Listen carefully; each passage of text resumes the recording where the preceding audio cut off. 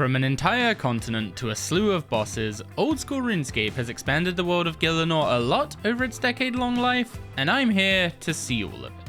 From a fresh main account, we're gonna complete every quest, and fight every boss, and hopefully get rich while doing so. This is Building a Main, Old School Edition.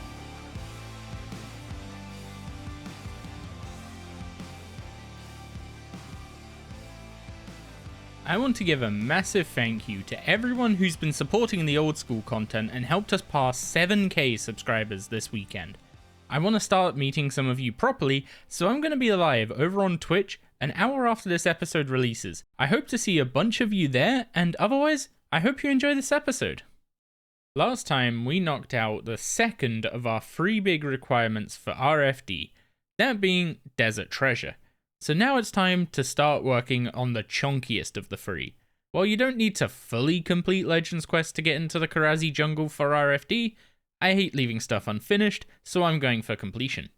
Legends Quest has quite a few requirements, so let's start with the 52 mining. At the time of recording, stars hadn't yet been changed, so they were an option for some early levels, but I opted to instead go for the Motherlode mine. It's less AFK and worse XP per hour at our level, but it lets us start working on the Prospector outfit, which we'll need for a diary in the future. The idea of Motherlode Mine is that you mine this pay dirt from the walls and stick it in this cleaning machine that is broken 90% of the time to find out what ore you mined. Surprise, it's all coal. At higher levels you can find better ores and get more XP when cleaning, but for now we're just stuck with coal. And to be honest, the wiki seems to be a bit harsh on the XP rates here, but maybe that's just because these early levels are so short that you outlevel the breakpoints quite quickly. Outside of selling the coal and later gold ore, which both actually have quite nice price tags for some early cash, the main draw of this place is these golden nuggets, which can be traded in for rewards from the Prospector, who looks somewhat familiar.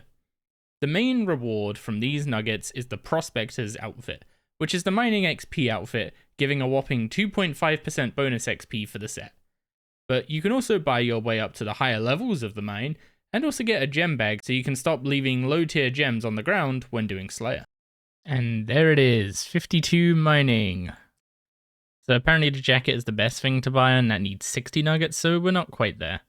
Coal and the gold ore we got, 367k, not bad for getting up to 52 mining. I will take that. Well, while I'm off stream, I think it's probably worthwhile getting family Crest done because no one wants to go in the wildy on stream no matter how small you are. So the only requirements I've got left for that are 40 smithing and 40 crafting, both of which shouldn't take too long, so let's get them knocked out. With 40 smithing done, it's on to cutting emeralds to get up to 40 crafting. These seem like a pretty good middle ground between speed and loss. You could do rubies, but it's like triple the cost per XP, and I only need to cut like 120 of these anyway, so for a small amount I'll be happy to stick to emeralds. Family Crest is a story of 3 sons who are all kind of struggling with their calling. First up you have Caleb the chef who can't cook a swordfish. Then we have Avon the goldsmith who's not content with mere normal gold, he wants perfect gold. And then we have Jonathan the mage who lost a fight against a safe spottable demon and got poisoned by spiders on the way out. This is the part where the wilderness comes into play because Kronazon is situated in the wilderness just north of the Edgeville dungeon. He's a pretty easy fight because he's safe spottable, you've just got to hit him with every blast spell. And once you have, he'll drop the last part of the family crest. And once you take the crest back to their father, he will give you a pair of gauntlets that you can take to any one of the children, and they'll be able to enchant them to either reduce the burn rate of fish, increase the XP given by making gold bars, or buff the power of bolt spells to be almost as good as blast spells. As we're training cooking by using wines, and we're currently making darts for smithing, I'm gonna make the chaos gauntlets to make bolt spells almost as good as blast spells. This makes magic way stronger for way cheaper. And in just a couple more fish, we're going to be hitting 53 fishing. This is the requirement for Heroes Quest and by extension Legends Quest and RFD. So one more fish and there we go, 53 fishing done. Unfortunately I forgot to get my cat from the start of this, so it's not fully grown yet, but it should be making progress. But now we're done with fishing. I actually need to get up to 50 agility, so I'm going to go do a herb run and then swap over to running some laps. I lost the footage, so enjoy this recreation. The next requirement we need to get is 45 herb lore, and to be honest, most of early herb lore you just train by questing. So let's quickly speedrun the quests that give a bunch of early herb lore XP, starting with Shades of Morton and heading into Zoga Flesh Eaters. Then, after a quick spot of actual training, we went and did Edgar's Ruse. This quest is great because it gives you the Trollheim teleport, and let's be honest, doing any other Trollheim quest without Edgar's Ruse done, complete waste of time. Next up is My Arm's Big Adventure. In addition to a bunch of herb lore XP, it gives us access to a disease-free herb patch, and considering herbs are currently our best way of making money, very, very nice for us. In order to do My Arm's Big Adventure, you need at least 60% Taibo One Eye Favour, and considering you need 100% for the diaries anyway, you may as well just get 100% done before the quest. There are two ways to get this favour. The slower way is to hack at the woodland around the village with a machete until you get 100% favour. That has the benefit of giving a gout tuber potentially, which is a 1.5 mil item, or used for the Karamja mediums. However, if you complete the Taibo One Eye cleanup tutorial to the point of receiving trading sticks, then these jungle spiders to the north of the village will start giving favour when you kill them, and I found this to be quite a bit quicker than hacking away at the undergrowth. Admittedly, at the cost of a potential 1.5 mil drop. However, after getting 100% Taibo One Eye Favour, and our butt royally kicked by this giant bird, we helped My Arm learn how to grow goutweed so burnt meat no longer has a massive monopoly on the stuff, and in return we get one of the best herb patches in the game. The next quest on the list was Heroes Quest, which gives both herb lore XP and is a direct requirement for Legends Quest. So my friend Dark used one of his ults to help us get through Shield of Rav nice and quickly, and then we went and picked up our shopping list for becoming a hero. Now, I'll be honest, I'm not sure what part of cooking a lava eel, killing a random poor defenseless firebird, or killing a gang member in broad daylight makes you a hero, but apparently that's what we are now. Continuing on with completing quests that are requirements for either Legends Quest or RFD, we knocked out Shiloh Village, which gives a nice bit of crafting XP, and we also knocked out Fishing Contest, which, to be honest, I probably should have done that one ages ago. And then it was time to work on the quest point requirement of RFD. We're currently sitting at 118 quest points, and before we start the RFD subquest, we need to be at 166. Underground Pass and Legends quests are going to give us another 9, so that means we need to get up to 157 quest points before we do Underground Pass, Legends Quest, and RFD. So let's just hit some music and speedrun these quests because there's literally no reason for doing them other than quest points.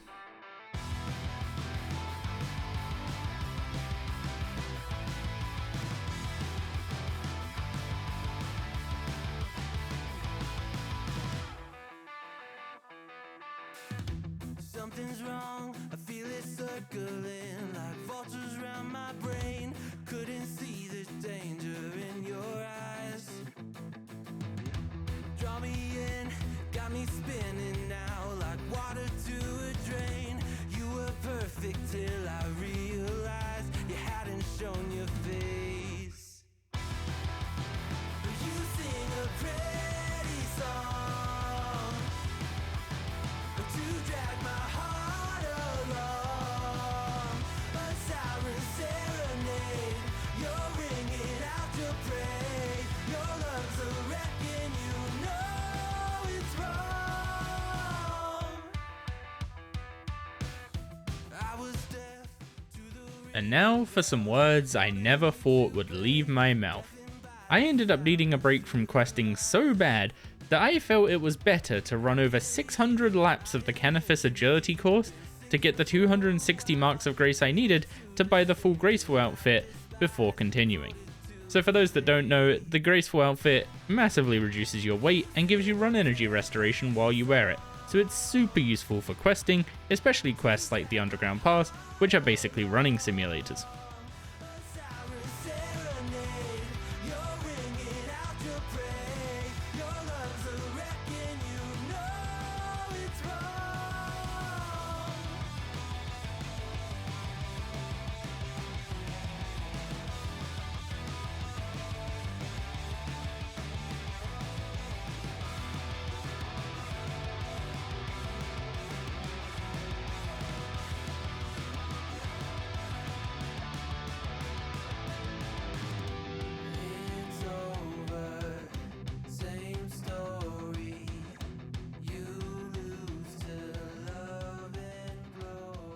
The eagle-eyed among you may have noticed that we are slightly short of our quest point goal.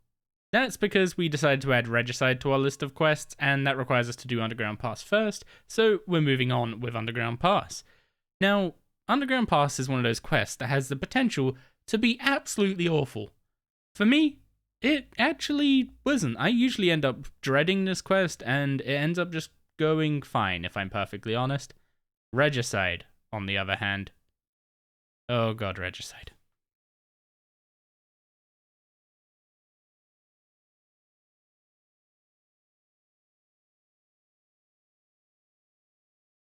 Well, that was the first time through the Underground Pass, but you actually need to go through there multiple times, because at one point during this quest, you need to go over to Remington and make like a barrel of explosives. It'd be a shame if me not bringing food led to me having to go through the Underground Pass another time. Oops. Incompetencies aside, we did complete Regicide, and the reason I added that to the quest list is just because of the sheer amount of agility XP it gives, which got us up to 60 agility, meaning we can just go straight onto the Sears course when we want to get back to training this skill. And that just leaves Legends Quest. Legends Quest is supposed to be a pretty simple diplomatic mission. Venture to the Karazi jungle, meet up with the natives, establish some common ground, make friends, bring back a token of friendship from them. Easy job, right? Well, somehow it turns from meeting the locals and making friends to freeing one of them from a giant fire star that it turns out they actually put themselves in to protect everyone else, and then fighting this giant demon that really, really hates these guys for some reason. And there's a few lessons I want to share with you all. First of all, if you have exactly the mining level requirement, I recommend bringing some mining boosts or maybe restores, because failing to mine these boulders can actually drop your mining level, and that means you're kind of stuck here waiting for a minute at a time. And if you decide to tally out of the underground spring instead of listening to the totally not a demon, then you will need another charge orb spell to get back in. And then the classic. Remember to pray melee before replacing the totem pole, because you're going to get meleeed about 4 times. I didn't die here because, well, honestly, I died in the past to it, so I learned my lesson already. And with that, it's quest complete, and you get 120k XP in so many different options. In hindsight, I probably should have put this in prayer instead of agility, but I was not turning down 120k agility XP when my XP per hour for the last 10 hours of training agility was 15k an hour.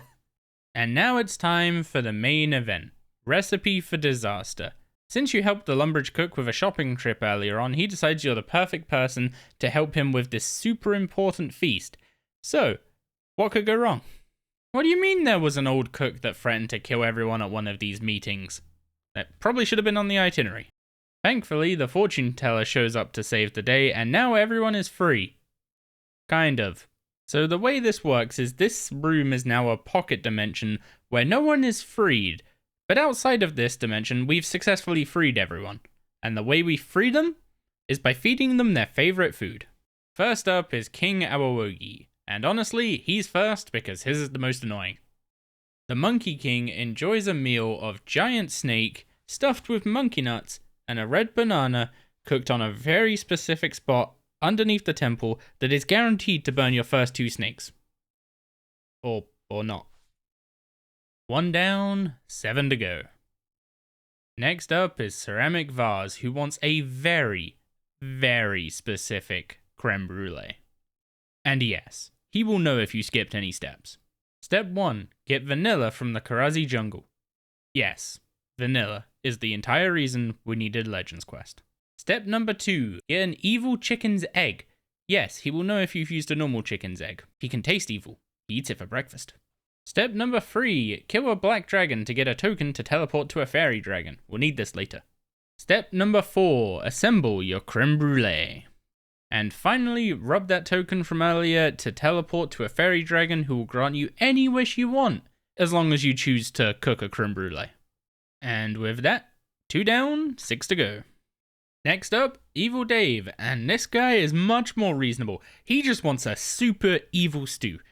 Now, in reality, I assume this is just a stew that's spiced exactly to his liking, but for him, that's evil. To find out his favourite stew, you just go over to his house in Edgeville and feed him a stew with 1 of each spice, 2 of each spice, and then you eventually figure out whether it needs 1, 2, or 3 of each spice, and make the evil stew, hop back to Lumbridge, and give it to him. Thank God he doesn't actually eat the right one. That would be so annoying to get more spices. But with that, there's 3 down. And on to Pirate Pete, who just wants fish cakes. That's actually the most reasonable request so far. Well, it couldn't be too straightforward now, could it? Some ground fish, crab, and breadcrumbs later, and that is 4 down, 4 to go. So, moving on to Scratch, and we gotta feed him a Jubbly Chompy, which, as far as I can tell, was just a really, really fat Chompy. I mean, just look at that thing. It's huge! And that makes number 5. Next up is the Lumbridge Guide, who wants a cake. Not just any cake, though. This one's gotta have correct answers in it. 6 out of 8. And then we've got the Dwarf, who wants a literal rock cake. I can only assume he's fed up of paying for dental. Jokes aside, this item is actually incredibly useful. There are a bunch of places in the game where you want to forcibly reduce your health but not kill yourself, and this cake allows you to do that. It's the second best item at doing so, I believe. Somehow dwarves can eat it without losing all their teeth, and that frees 7 of 8. And last but not least are the Goblin Generals that can't agree on anything. So naturally, the thing we're giving them is called the Slop of Compromise. So we head on over to Goblin Village, help their chef explode his basement because that was actually intentional. He then tells us to combine soggy bread, maggots, and a blue-dyed orange, because I'm pretty sure he wants to kill both his generals. Somehow, they survived. Which leaves us to take on the Coloromancer and all of his dad joke-themed bosses, starting with Agrif Nana, who I just ran up to with a D-Simi and whacked over and over again. Honestly, that was kind of my plan for just as many bosses as it would work for. Hit them, hit them, hit them some more. Since you're allowed to bank between bosses, I thought just kill as many as I could with this strat and then actually start worrying about what gear to bring, rather than swapping between every single boss. After Agrif Nana, we get Flambeed, who hits a lot harder, and as you can probably tell by his massive model, you can actually safe spot this guy pretty easily. I just went for the ice gloves and whack whack whack approach. This approach fell apart pretty quickly when we reached Caramel, because just like Kareem in Desert Treasure, this guy can only be damaged by fire spells, and I brought none of those, so it was time to go and bank. And since I knew what was coming up, I brought all 4 elements with me, but fire spells made short work of Caramel. He does drain your stats, but just bring a few super restores and it's not a problem at all. And next up is Desert, who is just Desus, but dessert. He hits really hard, so make sure you have plenty of food and wear tank armor, because none of these guys have magic levels. And then it's time for the last minion, the Gelatinoff Mother, who is literally just a Dagonoff Mother. Exactly the same boss. Wear tank armor, has no magic level. Use the spell according to what color it is. I'm actually kind of surprised this is the last minion, because it's definitely a step down over the last 2. And then it's time for the Coloromancer himself, who hits you pretty hard with magic, so maybe wearing full plate is now a bad idea. Quick change of wardrobe later, and we find out he's just full of hot air. And that is Recipe for Disaster complete, and the Barrow's gloves unlocked. These are going to be our best gloves for a really, really long time. They're no longer best in slot in the entire game, but they're pretty dang close. Just a quick reminder at the end of the video that we're going to be going live on Twitch 1 hour after this episode airs, so if you enjoyed the episode and want to see more content on the old school main, come check it out, link in the description. Have a good one.